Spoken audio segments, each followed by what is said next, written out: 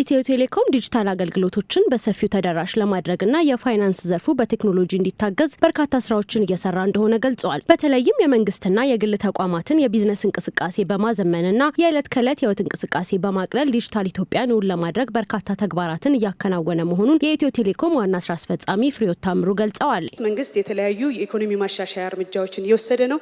በዚህ ሂደት ውስጥ ደግሞ አካታችነትን ለማረጋገጥ ኢትዮ ቴሌኮምና መሰል ተቋማት ደግሞ የፋይናንስ አገልግሎትን ተደራሽ ለማድረግ ከብሔራዊ ባንክ ጋር በመሆን ማነቆ የነበሩ አሰራሮችን፣ ፖሊሲዎችን፣ መመሪያዎችን እንደዚሁ እየቃኘን እየፈታን እያስወገድን እንግዲህ የዲጂታል ጥቅም ምንነት ገብቶን በዲጂታል ህይወትን ለማቅለል የፋይናንስ አገልግሎትን አካታችን ተደራሽም ለማድረግ ይህ ሲሆን ደግሞ ዲጂታል ኢትዮጵያን እናፋጥናለን ብለን በጋራ እየሰራ ነው የምንገኘው ማለት ነው። ኢትዮ ቴሌኮምና ሲንቄ ባንክ ዜጎች ባሉበት ሆነው ፈጣንና ቀላል በሆነ አማራጭ የዲጂታል ፋይናንስ አገልግሎቶችን በቴሌብር እንዲያገኙ እንዲሁም የቴሌኮምና ዲጂታል አገልግሎቶችን ለመጠቀም የሚያስችሉ ሲም ካርድን ያካተቱና የዲቫይስ ፋይናንሲንግን ለማግኘት የሚያስችሉ አዳዲስ አገልግሎቶችን በአጋርነት በይፋ አስጀምረዋል። በኢትዮ ቴሌኮምና በሲንቄ ባንክ መካከል ይፋ ከተደረጉ አገልግሎቶች መካከል አንዱ በአመት እስከ 2 ሚሊዮን የሚደርሱ የስማርት ስልኮችን በተለያዩ የረጅም ጊዜ የክፍያ አማራጮች ዝቅተኛ ገቢ ላላቸው ዜጎች ለማቅረብ ያለመ እንደሆነም ተጠቅሷል። ኢትዮ ቴሌኮም ከሲንቄ ባንክ ጋር እስከ 4 ቢሊዮን ብር የዲቫይስ ፋይናንሲንግ ስምምነት ላይ በመድረስ ተግባራዊ ማድረግ መጀመሩን የኩባንያው ስራ አስፈጻሚ ፍሬሕይወት ታምሩ ገልጸዋል።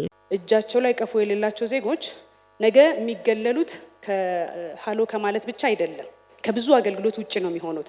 እየሄድን ያለነው ዲጂታል ስለሆነ የመንግስት አገልግሎቶችን ዲጂታል እያደረግን ነው።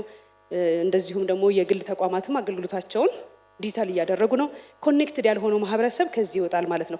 ይሄ ደግሞ የተረጋጋ ኢኮኖሚም ሆነ ሀገር ለመገንባት አይጠቅመንም ማለት ነው። አካታችነት ወሳኝ ነው ማለት ነው። ስለዚህ ለዚህም ወደ 4 ቢሊዮን ብር እንደዚሁ መድበናል ማለት ነው። ስንቄ ፈንድ ያደርገናል። ኢትዮ ቴሌኮም ቴክኖሎጂውን ያቀርባል። ስለዚህ በቀላሉ እንዴት ነው የሚሆነው ካላችሁ አሁንም ገንዘብ ትበደሩን በነበረበት አካሄድ ዲቫይስ የምትወስዱበት ይሆናል።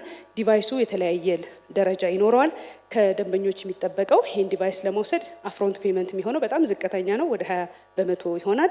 የቀረውን በረጅም ጊዜ ክፍያ ስንቄ ዋስ ይሆናችኋል፣ ዋቢ ይሆናችኋል ማለት ነው። የአጋርነት ስምምነቱ ከሚያካትታቸው የዲጂታል ፋይናንስ አገልግሎቶች የቁጠባ አገልግሎት፣ እንደራስ አነስተኛ ብድርና የደሞዝ ብድር ተጠቃሽ ሲሆኑ የስንቄ ባንክ ፕሬዝዳንት ነዋይ መገርሳ ስንቄ ባንክ ቴክኖሎጂን ለመጠቀምና ማህበረሰቡን ለማሰልጠን በርካታ ስራዎችን እየሰራ እንደሚገኝ ገልጸው ከኢትዮ ቴሌኮም ጋር የሚከናወኑ ስራዎች ተጠናክረው ይቀጥላሉ ብለዋል።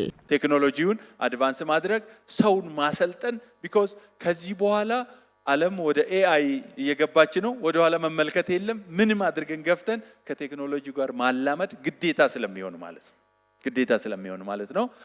በጋራ የሰራንባቸው ዓላማው የሁለታችንም ነው። የሁለቱ ትልልቅ ካምፓኒዎች ዓላማ ነው ማለት ነው። ወደፊት የሚመጡትን ነገሮች እያየን ደግሞ ቶሎ አለርት ሆነን እያሻሻል እያስተካከል አዳዲስ የሚመጡ ዲቫይሶችንም ቴክኖሎጂዎችን ዲፕሎይ እያደረግን ስራዎችን እየሰራን አብረን እንቀጥላለን የሚል በጣም ጽኑ እምነት አለን ማለት ነው። ኢትዮ ቴሌኮም በቀጣይም ከተለያዩ የፋይናንስ ተቋማት ጋር ያለውን አጋርነት በይበልጥ በማጠናከር የዲጂታል ፋይናንስ አገልግሎቶችን በማቅረብ የዲጂታል ኢትዮጵያን ትራንስፎርሜሽን ጉዞ ለማፋጠን የሚያደርገውን ጥረት አጠናክሮ እንደሚቀጥልም በመድረኩ ተጠቁሟል።